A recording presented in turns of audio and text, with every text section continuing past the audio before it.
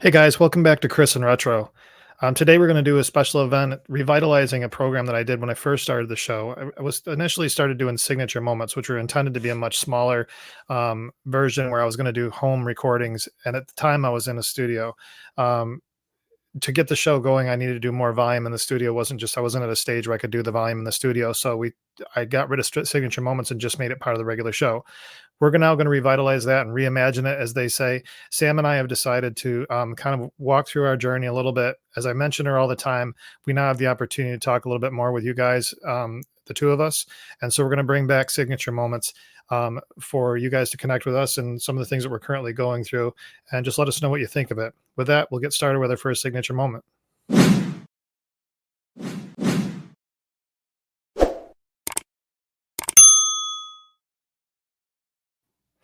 Hey, Sam, welcome to the first signature moment. Our Hey first there, new one. Christian Retro. Sammy says, uh, long time no talk. It's good to see you again. We will dig into this. I mean, the audience has heard me say an awful lot about you. You know, you and I have talked on other shows. We've done a lot of work together. We've kind of been all over the place, but this season certainly has added a bunch of challenges to our lives. And I thought it'd be important for people to just get a sense of kind of the stages we're going through, the things that we're learning, because there's plenty of people out there going through what we're going through and probably don't have anywhere near the opportunities we do still. So I thought just hearing from you, I can run my mouth all day long, as most people know, and you know more than anybody. But I wanted to just connect with you here and see, have our audience hear from you, how things are going. So I guess we'll just start with you're obviously not home, and you haven't been home for a couple months now, which has been rough. Mhm. But what's going on in your life with no facility names? Well, like we've talked about on this show a lot, that hope is closer than it appears, and um, devastation is closer than it appears as well. I think we've realized in our own lives, as it's very true, as we've talked about in the show, to be wary of it. I found that that's what happened to me recently. Um, I was drinking a little on and off, and that landed me in an inpatient. And because the inpatient recommended that I go to a halfway house, now I've found that I'm not working my career anymore, and I'm not with my kids and my family. And I've already been away for a couple months almost, which has been hard. Um, I don't know exactly what's up with my career, and I still, we still have had other problems, intertwined in there. Mhm. That has been, I think, the unknown is really hard. Um, we always, I think we make it worse in our minds. I know Yeah. my mindset has been a struggle, being resentful and not accepting the way things are. I had things going for me, and not really accepting the way that I'm just here now. Mhm. Well, a few things that you said there that I just, I've told you this before. I'm gonna say it again in front of everybody because there's probably other people out there watching that feel exactly like you do right now. Your life is not over. It's just beginning. You have to go through we're going through this storm right now because there's some things that need to be course corrected. Both of us believe in a higher power and a spiritual nature of this walk. We both need to be brought to a screeching halt for some reasons beyond us to correct things and get moving forward. And as far as your, uncertainties, I think that you and I do the same thing, is that when we're going through hard times, we're going to go to the worst possible outcome. I'll give you advice. Mhm. Don't think about the worst. Don't be negative. You got to move forward. You just dig in, go forward, and you get frustrated a bit, but you're not listening to me, but on my side of it, as soon as I start, I'm like, oh, everything sucks and I'm fat and I'm old. And what am I going to do with life now? And you're like, you got to be kidding Mhm. me.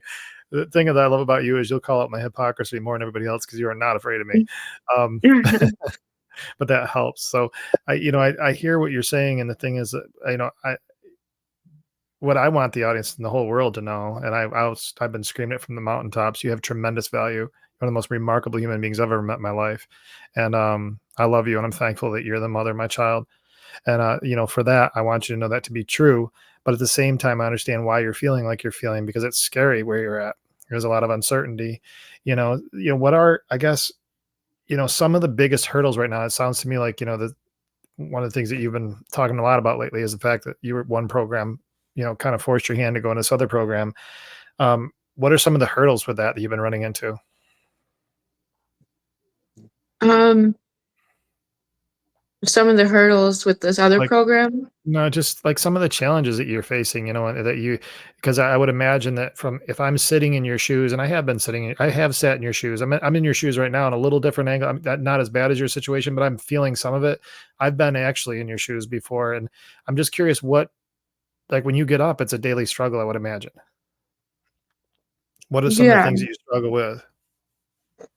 Um, yeah, I guess I struggle a lot with it's totally different than where I was. Like, I was used to being with my kids every day, and now, um, I'm doing chores every day, and I think from where I was with other treatment programs, like it's a lot harder because when I was in like, the last time I was in a treatment program of this length, I had my daughter with me. It's been almost 8 years since I was in, like, an alternative to incarceration program. That's not what I'm in now, but something, like, severe like this, that was Mhm. long term, I guess. Yep. Um, and I had my daughter with me, and I didn't have my 2nd child, so I've never experienced being away from being away from my kids before, and I think that's really difficult, and that, struggle I'm used to. There have been times where, like, I was in the hospital and I had to be away from them, but that was hard, but it's like now I don't really know exactly how long, and I have 2 kids now, um, so it's double the struggle. Mhm. I have, a 7-year-old and a 3-year-old, and they're both very, unique in their own ways, and so I miss the uniqueness of both of them. I love how you word that. It's so They're unique both in their very own ways. different. Yeah. Yeah. Noah's just, Um, Noah's been driving Sky nuts all morning today. She's been in a mood, so Sky's trying to be yeah. good, but she's about had it. How do you describe Nova? I don't know how to describe her. How do you describe her Um, personality? she can be a charmer, but she's intense. She's intense, yeah. Yeah. Whereas Sky is, more, quiet-spirited. She's a, introvert. She's a lot like you, actually. I'd say of the 2 of them, Nova looks like you. I always joke about mama booty, but she's got, your butt and legs and everything else. It's cute as heck. But she, Skylar, I would say, has more of your personality where she internalizes a lot of things. So it's kind of hard to read her. You're a Yeah. hard person to read at times. I mean, it's not hard for me to read because I push you to the point you're so mad. It's pretty obvious you're mad. But so Nova has more your personality, I guess. yeah, she's definitely, uh, I feel like your struggles are a lot different than mine right now. Like, yeah. you're split apart now and you have, a lot you're dealing with right now too. That's different because you are with the kids, but you have a lot on your plate But too. I have that what I have more of than you do currently is some freedoms, and then my freedoms are more there. Um, my biggest inhibitor, obviously, as I've talked on the show, is my driving situation, but that's something I can work through. But as I look at, I guess one of my big struggles is through the season, and for anybody in the audience that's separated from their partner, is being separated from my partner. Because the thing is, like, I've always appreciated this, and I believe I've told you, how important the recharge is for me at night, just to roll over and hug you and go to sleep. That's Yeah. like out of all day long, that was the moment I could course correct my mind and just calm it. And I Yeah, think what happened with absolutely. that type of thing is that, and from a person that's, on my sober journey as well, is I made you almost a deity, and that wasn't going to work well for either one of us because you're not God and I'm not either. Well, So I miss you a this, ton too. It's been hard. yeah, I just think that what's important though is in this season is that I had to have some separation in this situation so that I made God of our life again, and I could be a Mhm. better man to you, and better support for you. And I hate that we're going through this for sure. And I hate you're going through this, like you wouldn't believe. But what I've visibly seen in you, just the growth and change, and it's been honestly just so overwhelmingly happy. Like even now, seeing your face, I'm seeing Sammy again. I mean, you're not sick, you're sad. You've got depression and those things, but I see you. She's there. And if anybody that doesn't know you, um, would it be obvious of your sweet spirit now. And I love it. I'm thankful that you're healing. I'm curious, what are some of the things that you're learning? I mean, if you have somebody out there that's in your shoes right now, what advice would you pass to them? I mean, what are you learning?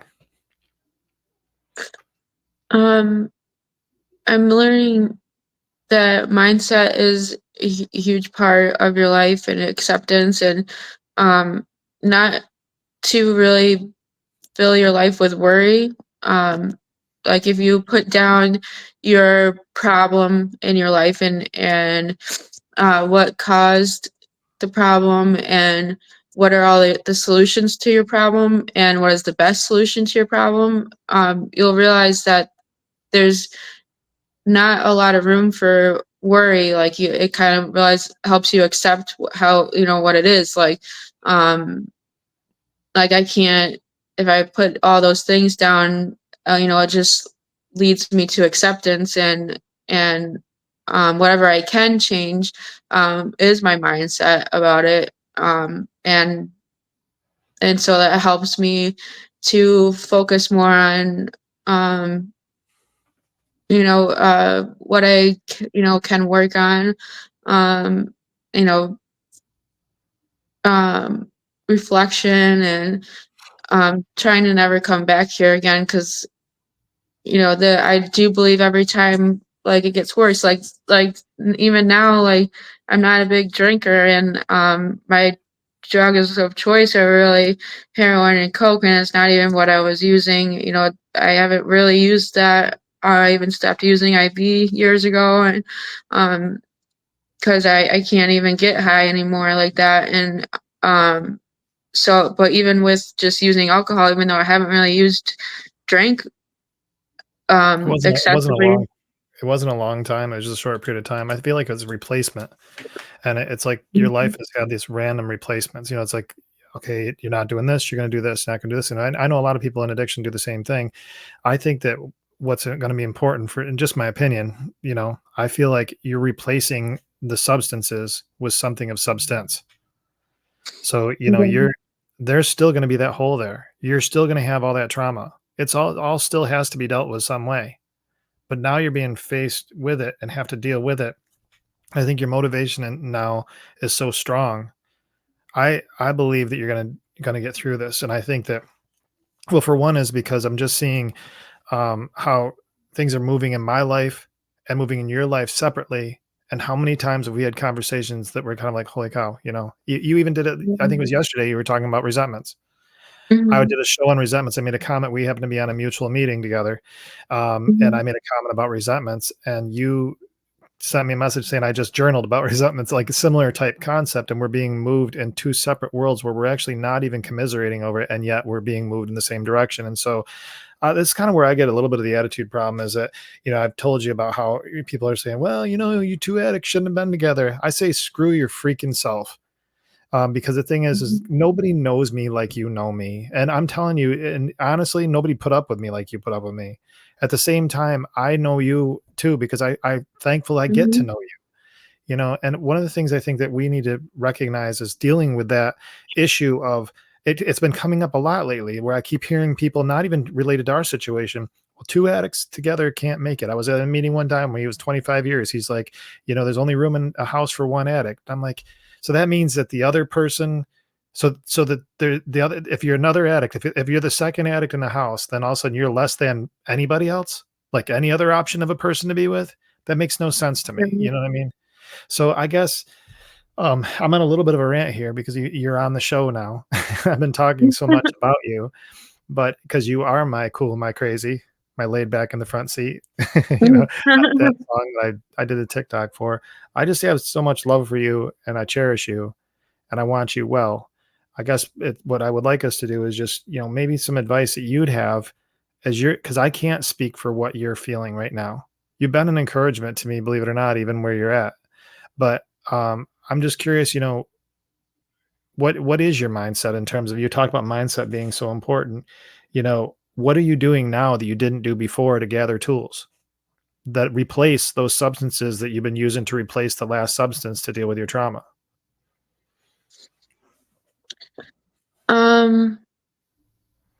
Sorry about the rant. Just got No, don't be sorry. Don't got be excited. I silly. must have had too much sugar. I stole one of Nova's Smarties earlier. I think it got me all jammed up here. So I'm over it. I remember asking my dad when I was a kid, I was like, "Do Smarties really make you smart?" And my dad was just like, "What are you talking about?" Like, Well, I've been hiding that candy from her, and I slid it out, and she's like, "Candy!"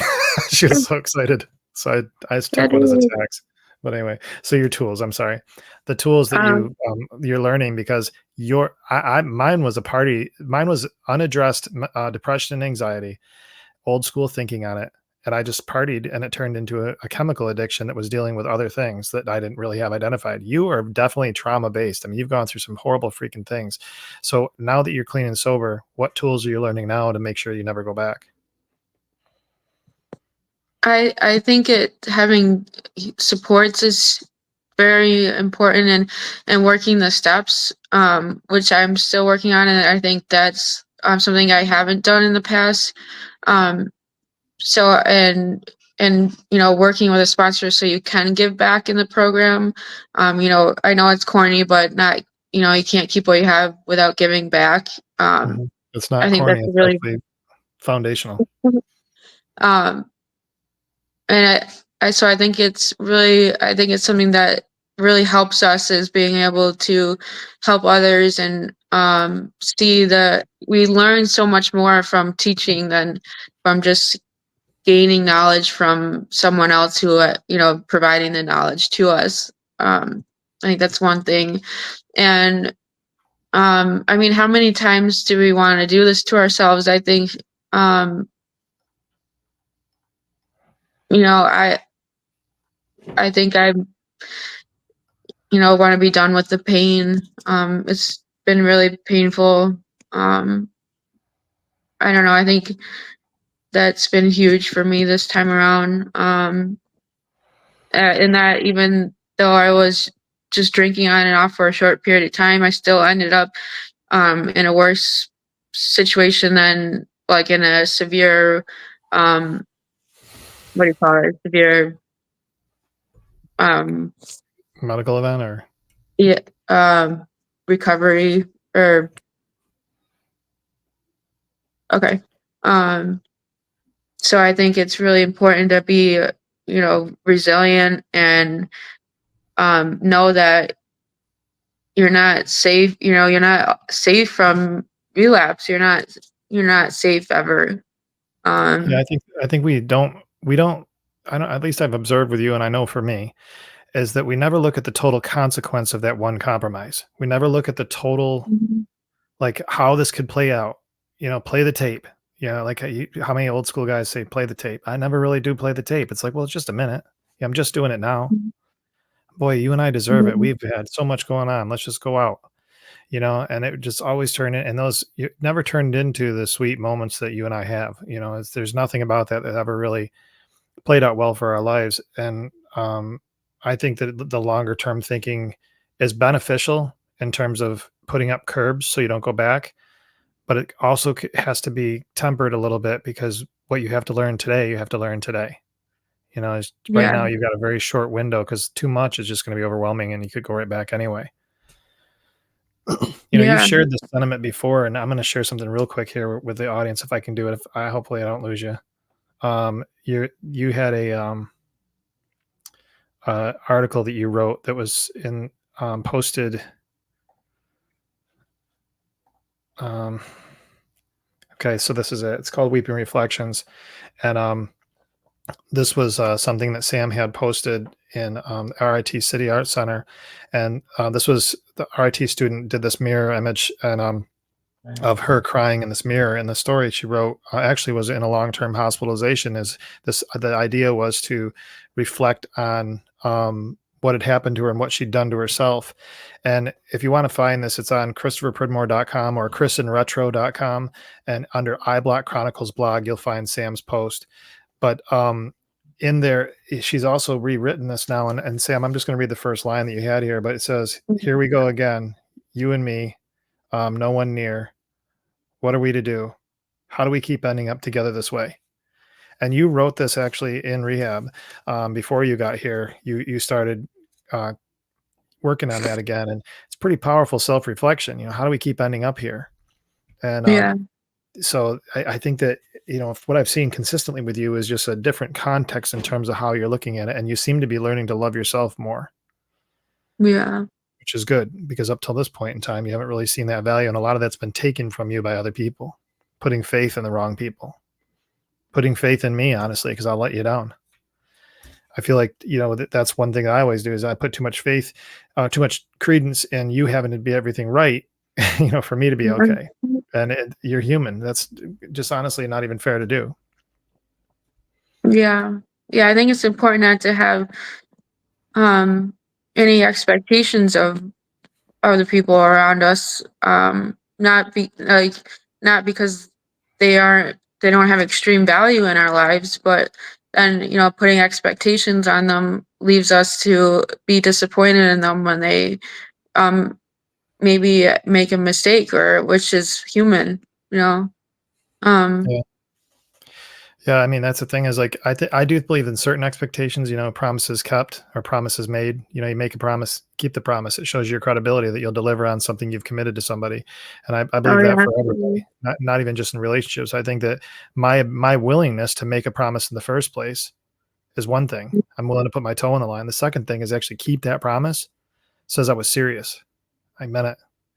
And Yeah, absolutely. I know it's important too, loyalty and um following through with I mean that's where trust can be either fixed or not broken in the first place. yeah. Well, for me, my in terms of where you're headed with things, I see you as you have the ability to be tremendous impact on the recovery community. From a career perspective, I have no doubt in my mind that that's all going to work out. You and I have talked about options and what we're looking at doing, and honestly, no matter where things are, even the one that we're in, I think is still an option for you. But we got to look at the total framework of life and what's best for us and what we've done in the past that shouldn't be repeated. Those types of things, like the new stage of life. Do we fall back into the same old ways of doing things, or do we make massive correct changes based on the objectives that we have as a family? And that's something that you and I have to work together and work on. But currently, I'm just really happy to see what you're doing in your life and the growth I see. I mean, for the audience that doesn't know and hasn't seen Sam, Sam has been about 3 years where she hasn't had hair. Her hair was gone because of a medical condition that was brought on by an immune issue that happened, and it allowed for bacterial and fungal infection to basically engulf her skin, and she lost all of her hair. If you see in this picture, her hair is growing back. If you see the Weeping Reflections picture, she had long blonde hair. You see in this image right here, as we're talking to Sam, her hair is growing back. And for me, when I think of growth, yeah, I loved you. I loved you just as much, hair or no hair, babe. And you know that. No, Um, you did. but it's encouraging I to think see you. some people would have been I don't know, maybe acted strange, like weirdly or awkwardly about it, but you never did. So I'm grateful for that. Oh, You're cute either way. So, mhm, but it's just the hair growing thing. I think is very symbolic because it's showing to me every time you look in the mirror. If you're doubting that there's progress, look at your hair. It's a good mhm, tangible symbol to say, look, I'm growing every day. I'm making mhm, progress. Life is going to improve. I'm not, as we joked about the other day, we're not setting any more dumpster fires to make this current situation mhm. worse. We're just getting That's through it and good. going on. Huh? That's good. That's Yeah. progress. Well, I think you won't set any more dumpster fires, but my attitude's gotten so friggin' bad, I might set a few. So I gotta be I gotta be more careful, I think, than you do. Yeah, that's a You know me with an possibility. attitude problem and too much freedom. So, I guess, what's next for you? I mean, in terms of in your thinking right now, and we'll do these a few times. We'll keep going like this. So this isn't like a one and done for the audience. This is obviously right now we're just feeling through the new process of doing these signature moments, and I hope you're enjoying this. But for now, I mean, what's next for you? What are your near term goals? To take over the world. I was just thinking of That sounds about thinking right, in the Sam. brain for some reason. Are you thinking what I'm thinking? Yeah, but how do we do that in pantyhose? I remember Um, his response was always like some weird thing, like, "I think so." but then he come up with like some weird crap. It's like totally inappropriate for a kid to be watching in a cartoon. The references, Yeah. Pinky in the Brain. Check it out, Animaniacs. Remember when we found it on, Hulu? Yeah, We but it were wasn't. watching it? It was the new version. It was too woke. Remember, Oh, everything it in was there the was like woke version of it. annoying. Yeah, it wasn't I like the still liked it. regular. It wasn't the rude one. It was too socially responsible. It was like the new version of it, right? Yeah, I wasn't co-signing that, but we were excited for a minute. Yeah, it's okay. Yeah. So Your what are goals. I my mean, plans? what are your near term kind of objectives for you now? I mean, if you got to think day to day, week to week, but for now, what's primary a focus for you?